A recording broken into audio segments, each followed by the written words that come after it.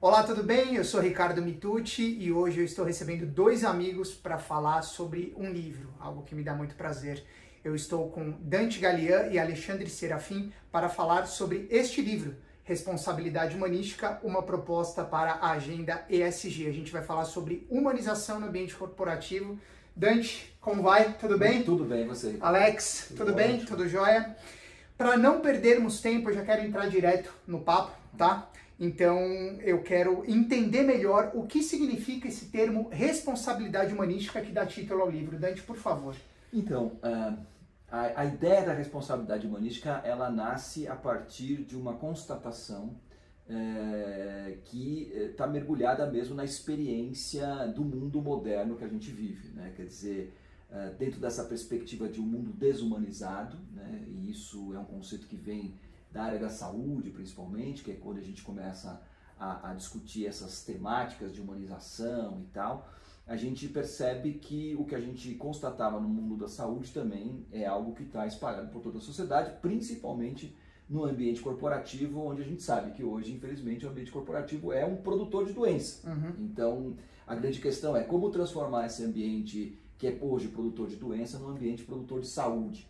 E aí a gente foi pensando um pouco dentro dessa questão toda da sustentabilidade, né, que já há 2 décadas vem sendo discutida e tal, na esteira mesmo da questão da responsabilidade social, que então despertando a consciência do meio empresarial, né, para além dessa dinâmica simplesmente de produção e lucro, né, de que a empresa tem uma função social e desponta isso já ainda na virada do século XIX para o século XX, né, e toda essa discussão sobre a responsabilidade social da empresa, isso foi evoluindo, né, ao longo do século XX, surge o conceito de responsabilidade ambiental ou sustentabilidade, que hoje é um conceito que está plenamente incorporado no discurso e no pensamento das empresas.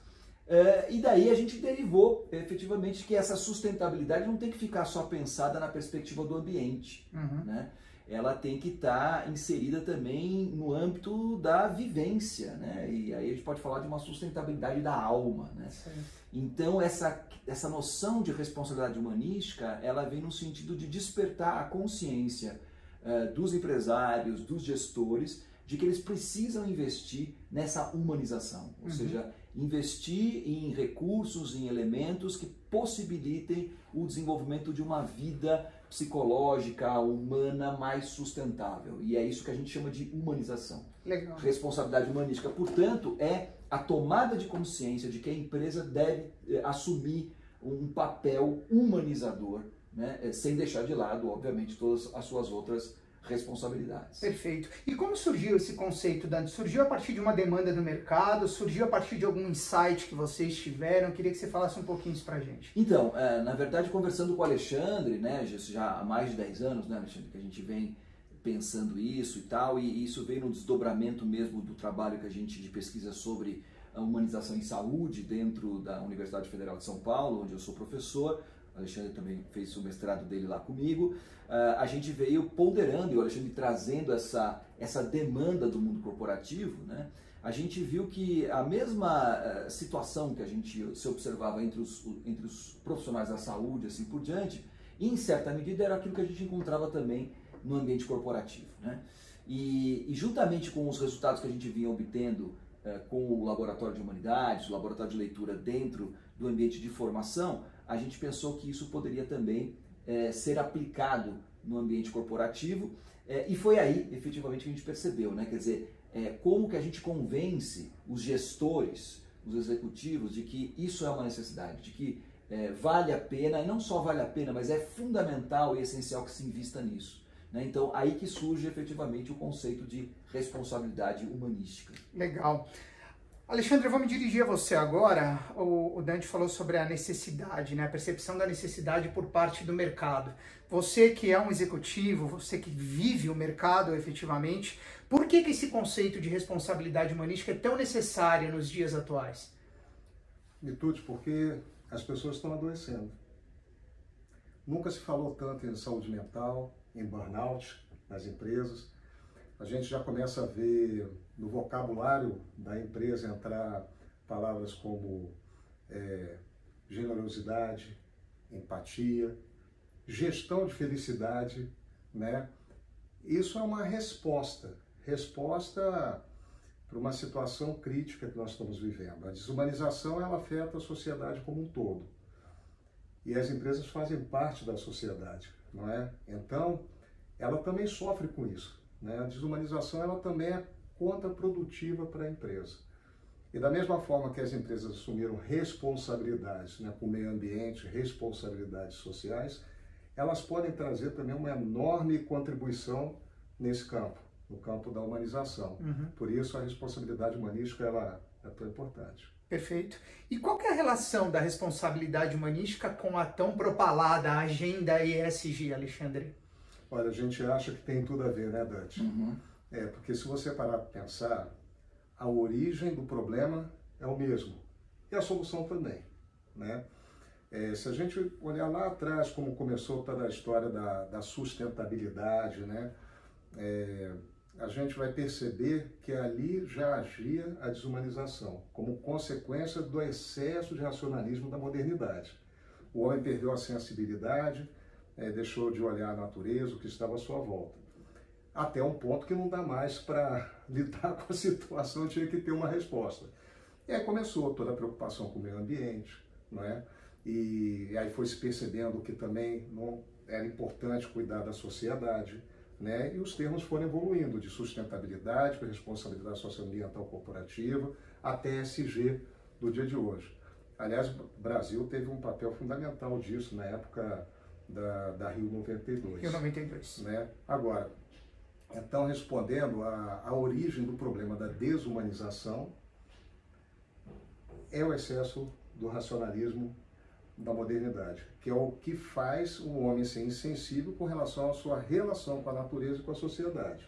Então, o problema tem a mesma origem. E qual é a solução? É a mobilização afetiva. Né? Porque vamos lembrar que quando a gente começou a discutir sustentabilidade na sociedade, a gente falava em deixar um planeta para as futuras gerações. Sim. Isso é um movimento afetivo. Porque se você fosse egoísta, você ia pensar, olha, vamos continuar do jeito que está. Pelo menos o tempo que eu vivo aqui dá para levar. Mas o que a humanidade percebeu? Que a gente não podia fazer isso. Não tem planeta B, né? E a gente tem que deixar um legado para quem vem depois. Isso é uma mobilização afetiva, não é? Que se transforma na reflexão e vira ação. Atitude. Que é o ESG. Perfeito. Então, eles estão no mesmo lugar, não é?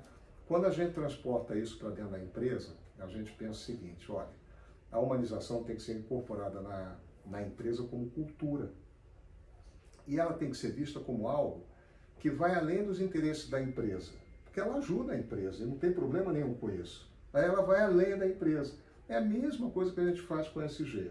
Por exemplo, no S do Social, a gente trabalha com diversidade, a gente trabalha com inclusão. Claro. Não é? E isso é bom para dentro da empresa? Sim, mas você está contribuindo para a sociedade.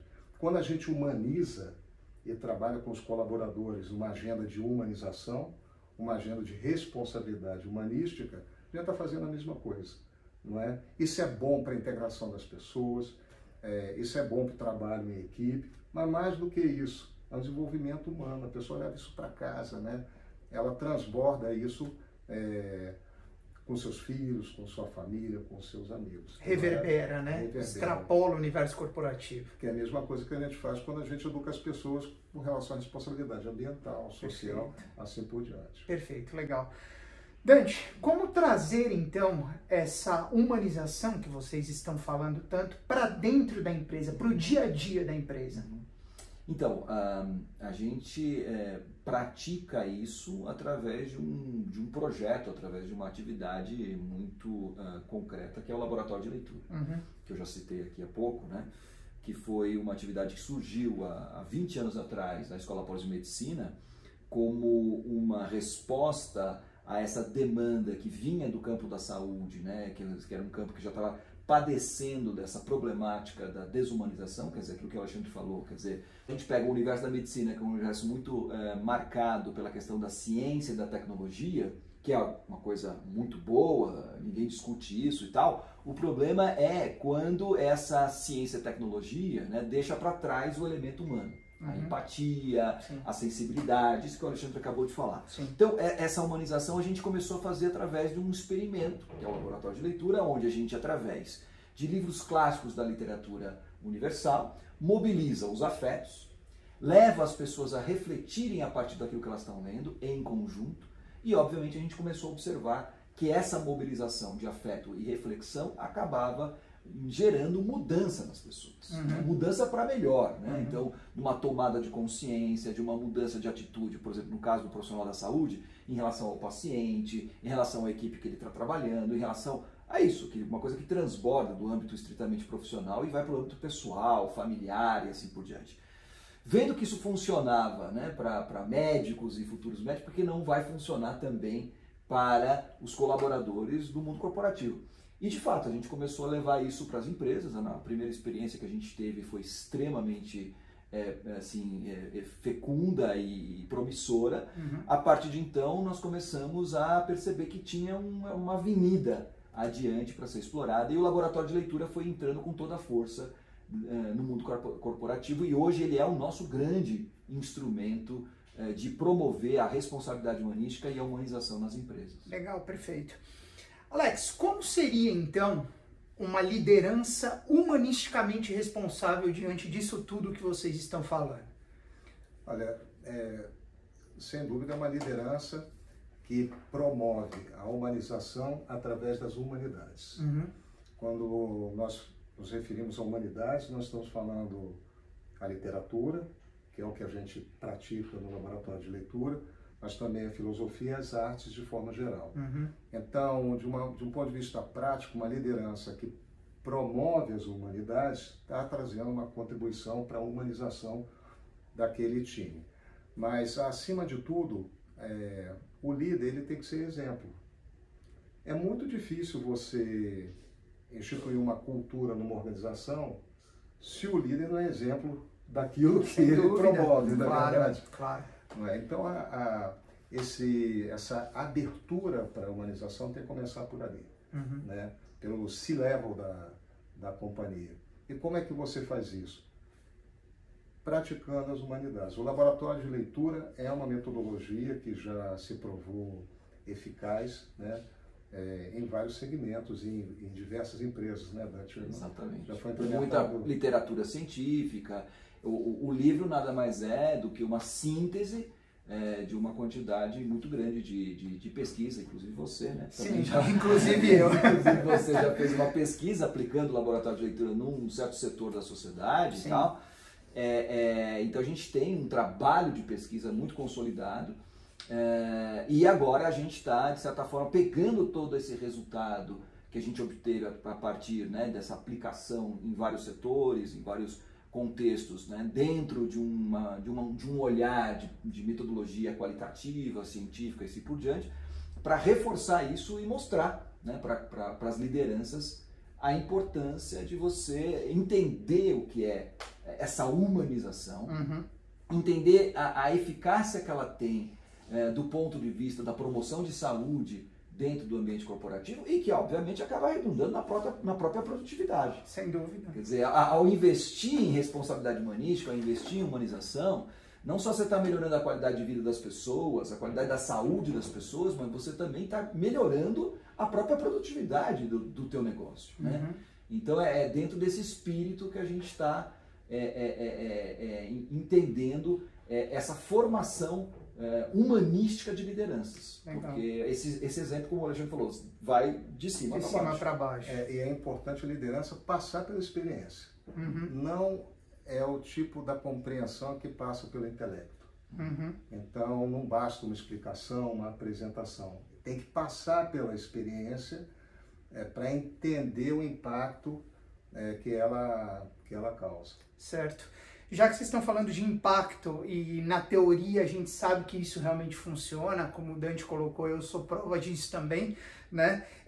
Eu queria falar de resultados práticos, eu queria exemplos, se possível, vocês não precisam citar nome de empresa, segmento, mas exemplos práticos desses anos de trabalho de aplicação do laboratório de leitura no universo corporativo. Quais são os efeitos para os colaboradores e quais os resultados práticos, se possível com exemplos, que a aplicação do laboratório e a responsabilidade humanística como um todo tem promovido nos últimos anos? Olha, na minha experiência, nossa, a gente já implementou, né, Dante, dezenas de laboratórios de leitura e nós fizemos isso em modelos diferentes. Presencial, à distância, com livros, com contos, né, com pessoas de áreas diferentes, com pessoas da mesma área, e a gente observa sempre a mesma resposta, uma resposta muito positiva. Uma coisa que sempre aparece é a gratidão. Legal. Né? É uma coisa tão rara hoje em dia. Pois é, as pessoas estão sempre reclamando. Nesse caso, os colaboradores sempre agradecem, mas de uma forma muito tocante, é muito genuíno. Né?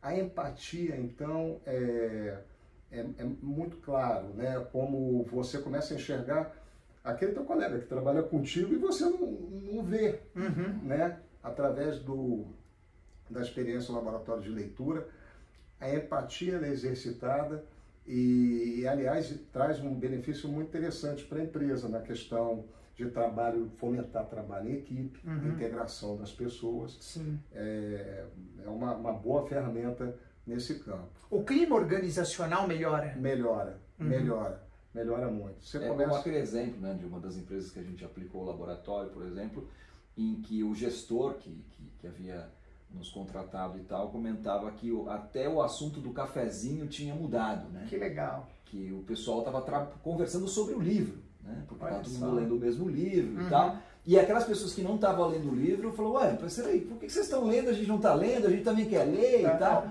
Então, quer dizer, até nesse sentido, né, você acaba criando uma sinergia, né, acaba criando um interesse sobre temas literários, sobre temas humanísticos, né, que mobiliza as pessoas da empresa, né, e isso traz repercussões enormes, né, para isso que o Alexandre está falando, da construção da equipe, do time, da integração das pessoas, a elevação do nível cultural, né, o repertório. O Alexandre também citou aí vários efeitos, né, mas acho que um também que foi muito interessante, por exemplo, da gente ter feito numa empresa onde a pessoa responsável por inovação deu um testemunho muito interessante. Ela dizia o seguinte, olha, a empresa quer que a gente inove, né? Mas elas põem a gente lá dentro da sala com o computador e falam, inove, né? Difícil. E aí é complicado, porque inovação exige repertório, né? Exige abertura de horizontes e tal. E ele deu um testemunho muito bonito, dizendo que essa atividade do laboratório de leitura, através da literatura, abriu um horizonte com perspectivas de inovação assim, inimagináveis, né?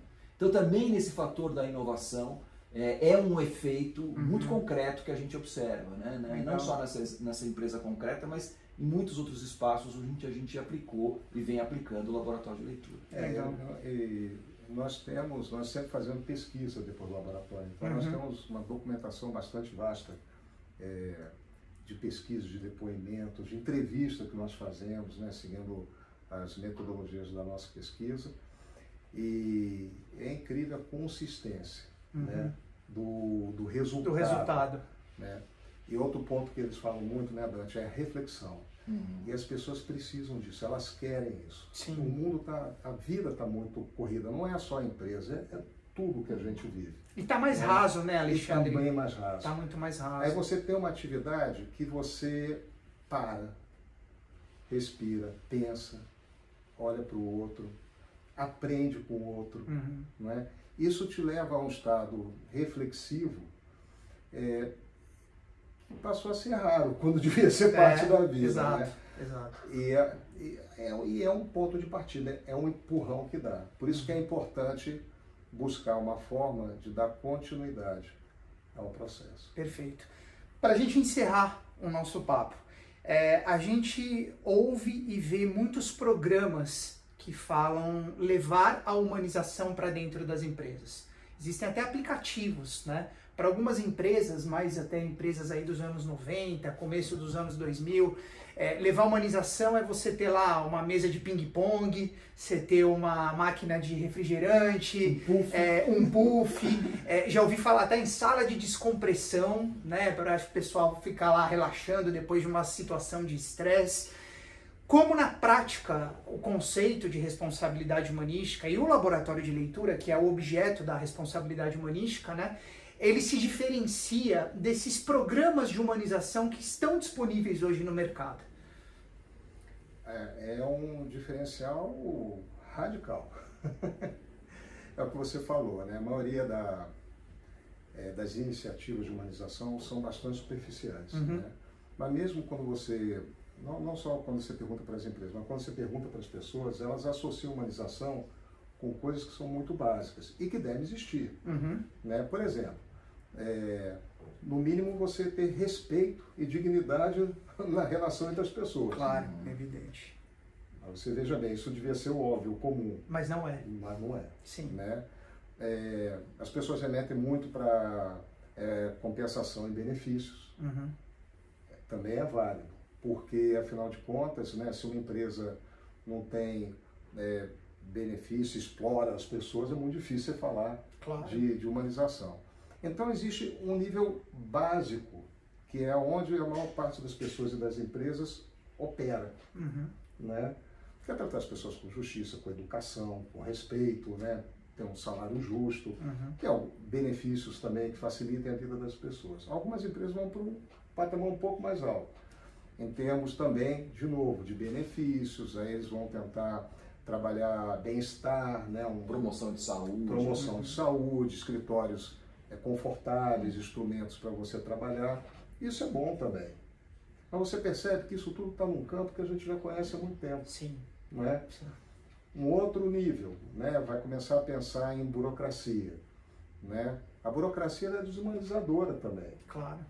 Né? E aí começa a vir toda a questão de estimular a criatividade, a inovação, o empoderamento. Se você parar para olhar, são todas ferramentas da década de 80. A gente fala isso até antes do que isso. Não é? Por quê? Porque está difícil sair desse círculo. Então, todo mundo entende, olha, temos um problema, né?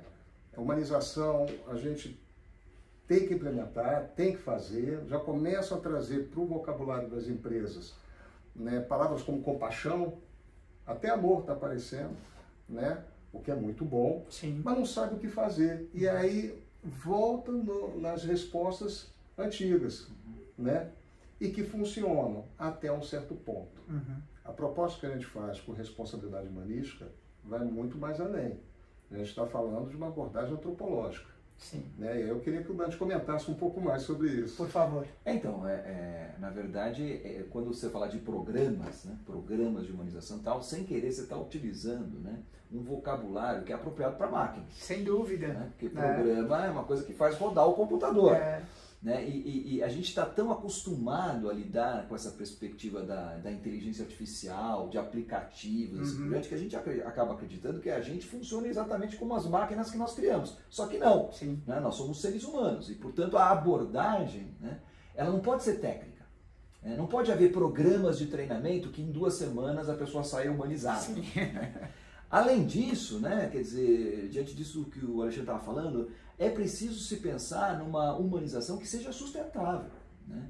E isso só é possível, efetivamente, quando você oferece para o colaborador uma formação, né, uma experiência que abarque todas as dimensões da experiência humana. Né? Nesse sentido que é a abordagem antropológica, né? Porque não fica só na esfera do cognitivo, do técnico, mas que envolve o afetivo, o reflexivo e o volitivo, ou seja, afeto, inteligência e vontade.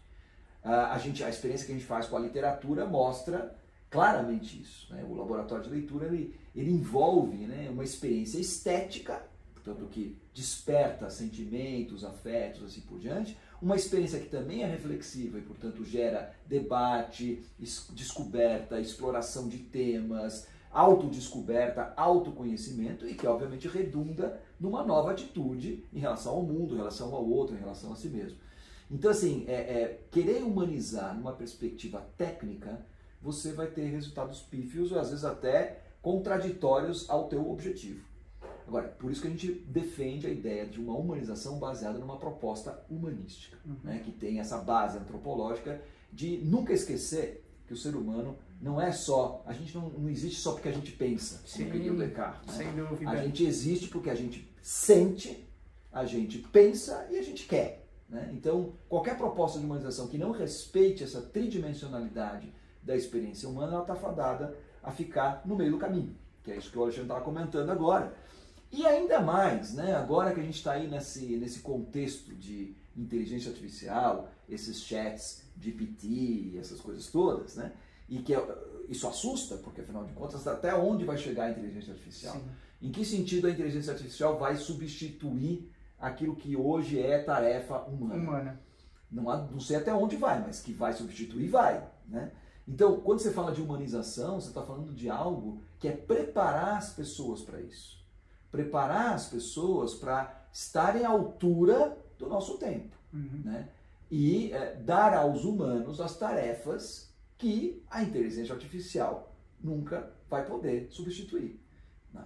Pelo menos enquanto a inteligência artificial não tiver doença, não casar, não tiver enquanto ela filhos, for artificial. Isso, então assim, não for viajar, não sofrer frustração na vida, sim, engordar, emagrecer, essas experiências próprias do ser humano, que trazem não só experiências no sentido da vida, mas também do conhecimento, que é o nosso diferencial. Então assim, a literatura nos ajuda a perceber essas coisas todas, né? Então, cada vez mais, ainda mais nesse tempo, né, em que se fala tanto de inteligência artificial, de artificialidade da vida, nunca foi tão importante tomar em consideração a responsabilidade humanística e a humanização. Perfeito. Dante, obrigado. Alexandre. Alex, muito obrigado. Obrigado, Ricardo. Eu conversei com Dante Galian e Alexandre Serafim, autores do livro Responsabilidade Humanística, uma proposta para a Agenda ESG. Espero que o papo para vocês tenha sido tão bom quanto foi para mim. Um abraço e até a próxima.